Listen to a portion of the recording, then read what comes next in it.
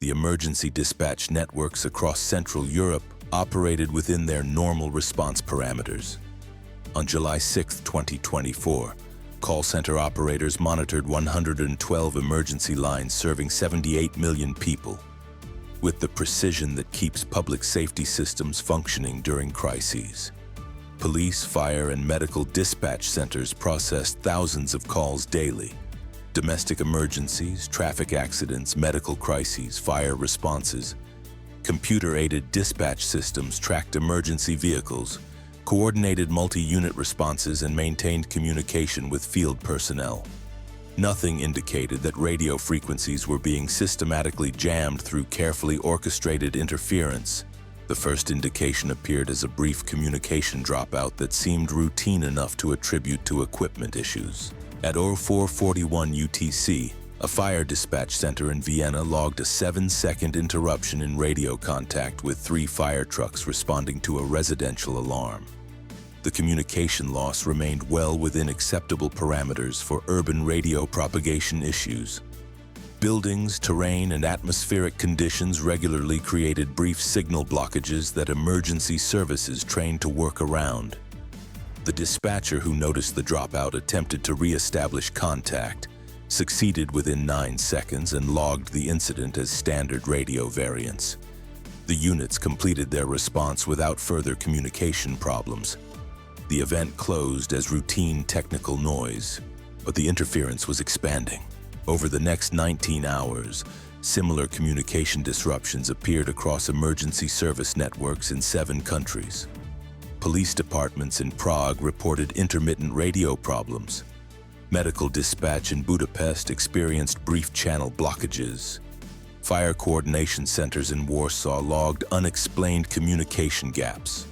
Each event appeared isolated. Different cities, different times, different emergency service agencies. The incidents remained below thresholds that would trigger coordinated investigation because emergency communications operated through separate municipal and national systems with independent oversight. At 23:54 UTC, the pattern became impossible to ignore. 37 emergency dispatch centers simultaneously experienced radio interference severe enough to degrade coordinated response capabilities. The jamming appeared in precise geographic sequence, starting from eastern cities and propagating westward across Central Europe in less than 11 minutes. Emergency operations centers across the region initiated backup protocols. The 112 emergency phone lines remained functional. Citizens could still call for help, but radio communication between dispatchers and responding units had degraded into fragmented contact, requiring constant retransmission and creating dangerous gaps in situational awareness. The European Emergency Number Association activated its Communications Crisis Coordination Center. What looked like scattered technical problems was revealing itself as systematic sabotage. Emergency radio networks weren't experiencing random equipment failures. They were being deliberately jammed. Every modern emergency response system depends on reliable radio communication to coordinate multiple units, update responding personnel about evolving situations, and maintain command oversight during complex incidents. When radio channels become unreliable, response times increase, coordination degrades, and the statistical probability of preventable deaths rises measurably. Technical teams began reconstructing the attack timeline. The radio interference had been active for at least 21 hours before the simultaneous jamming event made the pattern visible. During that period, emergency channels had experienced progressive degradation that appeared consistent with equipment aging or environmental interference. The attackers had been testing response thresholds, introducing graduated jamming to map how dispatch systems reacted and what interference levels would degrade capability without triggering immediate crisis response. Analysis teams identified the jamming methodology within 6 hours of full alert status. The attack used multiple ground-based radio transmitters positioned throughout urban areas to broadcast interference on frequencies used by emergency services. The transmitters didn't simply generate noise, they employed sophisticated jamming techniques that targeted specific emergency radio protocols, while avoiding interference with commercial communications that might have triggered earlier detection. The technical analysis revealed alarming sophistication. Rather than blanket jamming all frequencies, the operation introduced selective interference that affected emergency services while leaving civilian mobile networks and commercial radio largely functional. This surgical approach delayed recognition of the coordinated attack because emergency agencies initially assumed their problems were isolated equipment issues rather than systematic sabotage. The geographic coordination suggested detailed mapping of emergency communication infrastructure across multiple countries. If the operation had continued undetected for another 13 hours, it would have intersected with morning rush hour traffic when emergency call volumes reached daily peaks. Central European cities during morning commutes generate approximately 47,000 emergency calls across the affected region. Traffic accidents requiring police response, medical emergencies needing ambulances, fires discovered in residential and commercial buildings. With degraded radio coordination, emergency response effectiveness would have dropped by an estimated 35–40%, translating to delayed arrivals, compromised scene safety, and preventable casualties. The cascade modeling revealed the scale of what had been narrowly avoided. The affected emergency dispatch network served 78 million people across 15 major metropolitan areas. The degraded radio communications would have forced emergency responders to operate with limited situational awareness and reduced coordination. Medical emergencies requiring time-critical interventions, cardiac arrests, strokes, severe trauma, depended on precise coordination between dispatchers, ambulance crews, and hospital emergency departments. Communication delays of even 90 seconds could determine survival outcomes. The consequences extended beyond immediate emergency responses. Fire departments relied on radio coordination to manage structure fires requiring multiple units and specialized equipment. Without reliable communication, incident commanders would have struggled to coordinate search and rescue operations, track personnel inside burning buildings, and request additional resources. The modeling indicated that a major fire during the jamming window could have resulted in firefighter casualties that effective radio communication would have prevented. Police operations faced compounded challenges. Officers responding to potentially dangerous situations depended on radio updates about suspect information, backup unit locations, and evolving threat assessments. Degraded communications would have increased officer vulnerability during high-risk responses and complicated coordination of large-scale incidents requiring multiple agencies. The statistical analysis suggested the jamming would have increased officer injury probability by approximately 23% during the 13-hour window. Mass casualty incidents represented the most concerning scenario. A major traffic accident, terrorist attack, or industrial disaster during the jamming period would have overwhelmed emergency services already operating with compromised coordination. The established protocols for managing multi-casualty events assumed reliable radio communication to coordinate triage, transport, and hospital notifications. Without that communication foundation, the response would have devolved into localized efforts with limited overall coordination. The National Security Agency had been tracking the radio interference since 10:15 UTC, more than 13 hours before emergency services recognized the coordinated pattern. The initial detection came from signals intelligence platforms monitoring electromagnetic emissions across Central Europe. The platforms identified radio frequency transmissions that matched signatures of jamming operations, but demonstrated enhanced sophistication in targeting emergency service protocols specifically. Within 7 hours, NSA analysts had mapped the complete jamming network, identified 42 transmitter sites, and begun coordinating with European partners on neutralization strategy. The challenge wasn't just stopping the interference. It was doing so without creating additional disruptions to emergency operations already stressed by degraded communications. Emergency agencies had implemented backup procedures to cope with the jamming, and abruptly restoring normal radio function could cause confusion as units transitioned between emergency protocols. The countermeasure deployment began at 0230 UTC. Electronic warfare specialists coordinated with emergency service authorities to locate and suppress jamming transmitters while maintaining continuity of emergency operations. The approach required careful sequencing. Jamming sites needed to be neutralized in coordinated order to prevent creating new communication gaps as systems transitioned back to normal operation. Emergency dispatch centers simultaneously activated rarely used backup communication systems. Some agencies reverted to hardwired telephone networks for coordination. Others deployed mobile command vehicles with independent radio systems. Several cities implemented runner protocols where dispatch information was transmitted via secure digital messages rather than radio. The backup procedures maintained emergency response capability but reduced efficiency and increased response times by 8 to 12 minutes on average. The communication restoration took 68 minutes. Emergency radio networks gradually returned to normal operation as jamming suppression progressed across the region. The transition created temporary coordination challenges, as some units operated on backup systems while others returned to standard radio protocols. Emergency dispatchers managed the complexity through enhanced call documentation and redundant confirmations, but the cognitive load on operators increased measurably during the restoration period. Ground teams moved to locate and disable the jamming transmitters. They found 42 installations positioned throughout urban areas from Vienna to Warsaw. Each site consisted of commercial radio equipment modified to generate interference on emergency service frequencies. The transmitters were compact enough to be concealed in vehicles or portable containers, enabling rapid deployment and repositioning.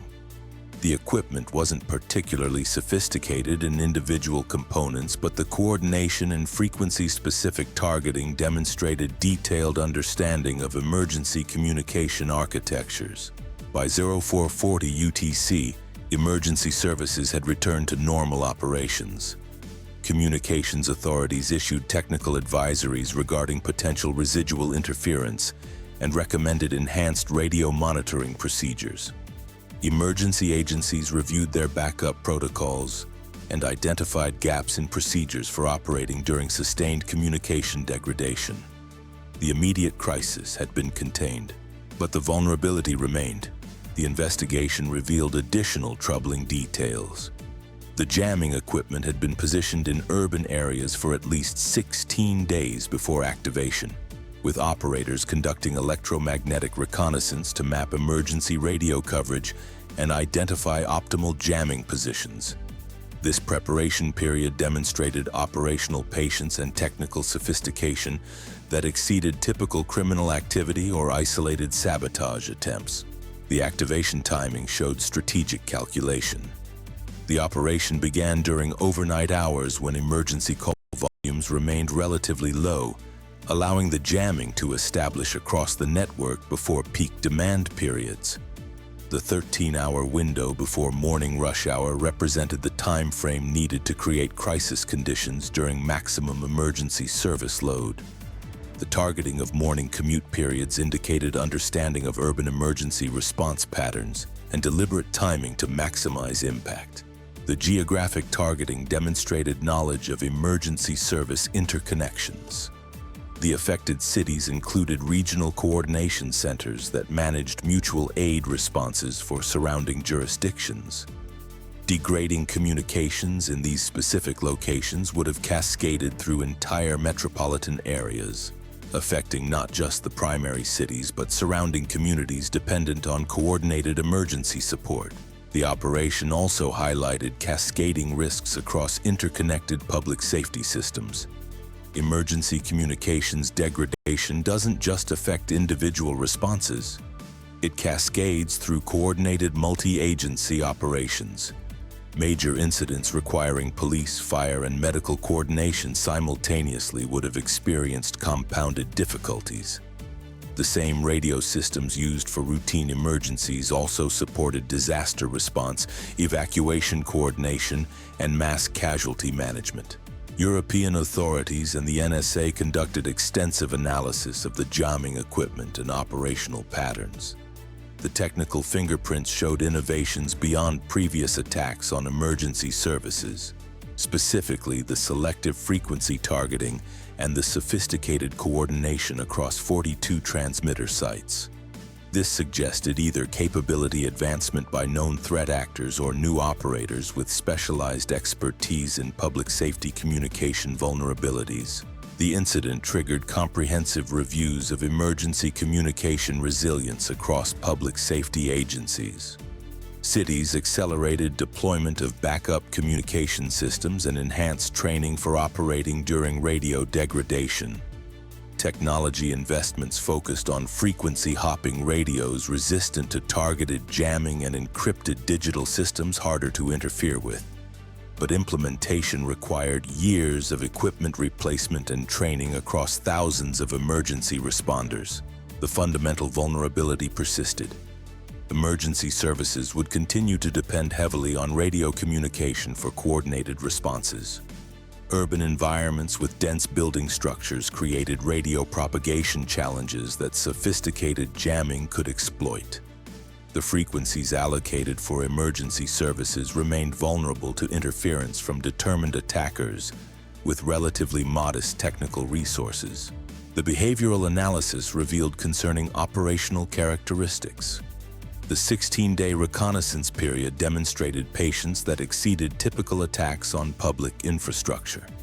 Most criminal activities targeting emergency services sought immediate disruption through false calls or isolated equipment sabotage. This operation showed different characteristics: prolonged observation, careful positioning of jamming equipment, and timing coordinated with urban emergency patterns to maximize impact. Geopolitical analysts noted potential strategic motivations. Emergency service degradation created public fear and undermined confidence in government capabilities without requiring kinetic attacks or conventional sabotage. The demonstration of vulnerability in critical public safety systems could achieve strategic effects through psychological impact on civilian populations. The timing coincided with ongoing tensions regarding urban resilience and critical infrastructure protection. Public safety research institutions examined the incident through the lens of urban resilience. Modern cities concentrated millions of people in dense environments where emergency services provided essential safety nets. Degrading these services even temporarily created cascading risks affecting public health, safety, and societal stability. The research highlighted how urban concentration had created dependencies on emergency response systems that became strategic vulnerabilities. Healthcare systems conducted assessments of patient care impacts from emergency communication degradation. Time-sensitive medical interventions depended on rapid emergency response with accurate information sharing between dispatchers, ambulance crews, and hospital staff. Communication delays affected treatment outcomes for cardiac arrest, stroke, severe trauma, and other time-critical conditions. The medical analysis indicated that sustained jamming during peak periods could have resulted in 140-180 preventable deaths across the affected region. Insurance industry specialists reviewed liability implications for emergency service failures resulting from deliberate communication sabotage. Standard policies addressed equipment failures and natural disasters but didn't clearly cover scenarios where external jamming prevented effective emergency response. The incident created legal ambiguities about responsibility for harm resulting from deliberately degraded public safety systems. Technology companies specializing in emergency communications began developing enhanced jamming-resistant systems. The solutions incorporated frequency-hopping protocols, spread-spectrum transmission, and encrypted digital communications designed to maintain functionality during interference. However, upgrading existing emergency radio infrastructure required substantial investment that municipal budgets struggled to accommodate. The technology improvements remained aspirational for most jurisdictions. absent national funding or regulatory requirements. Civil defense authorities updated their disaster response plans to account for potential communication sabotage. The traditional frameworks assumed emergency services could coordinate effectively during crises. The jamming attack demonstrated that communications themselves could become targets requiring defensive measures and backup protocols. The planning updates required rethinking fundamental assumptions about public safety system resilience. Academic researchers studying critical infrastructure identified the emergency communications attack as representing evolution in urban warfare concepts. Traditional military doctrine focused on physical destruction of infrastructure. Modern approaches emphasized degrading critical systems through cyber and electronic means that achieved strategic effects without kinetic attacks. The emergency services jamming demonstrated how these evolved tactics could create cascading impacts on civilian populations. Training programs for emergency dispatchers incorporated lessons from the jamming incident. The new curricula emphasized maintaining operational effectiveness during communications degradation, implementing backup coordination procedures, and recognizing jamming indicators. The training acknowledged that future attacks might employ more sophisticated jamming techniques requiring dispatcher adaptation to maintain public safety. Regional emergency management organizations established enhanced information sharing protocols specifically focused on communications integrity. The coordination improvements required overcoming jurisdictional barriers and agency independence that had historically limited real-time threat information sharing. The protocols represented significant changes in how emergency services coordinated across municipal and national boundaries. Medical examiner offices reviewed protocols for investigating deaths potentially attributable to delayed emergency response. Determining whether communication jamming contributed to preventable deaths required new forensic approaches examining response timelines and radio system logs. Municipal governments faced political pressure regarding emergency service vulnerability. Citizens expected reliable emergency response as fundamental government responsibility. Evidence that communications could be deliberately degraded created public concern about safety system resilience. Emergency medical services conducted operational reviews examining patient outcomes during the jamming period. The analysis showed measurable increases in response times and minor degradation in coordination effectiveness during the interference window. Fire service leadership examined the incident through the lens of firefighter safety. Radio communication represented the primary safety system for personnel operating in hazardous environments. The jamming attack demonstrated this critical safety link could be deliberately compromised. Police unions raised concerns about officer safety implications. Law enforcement personnel faced elevated risks when responding to violent incidents requiring backup coordination. The incident prompted discussions about enhanced training for operating with degraded communications. Cybersecurity authorities updated threat models to include physical layer attacks on communication infrastructure.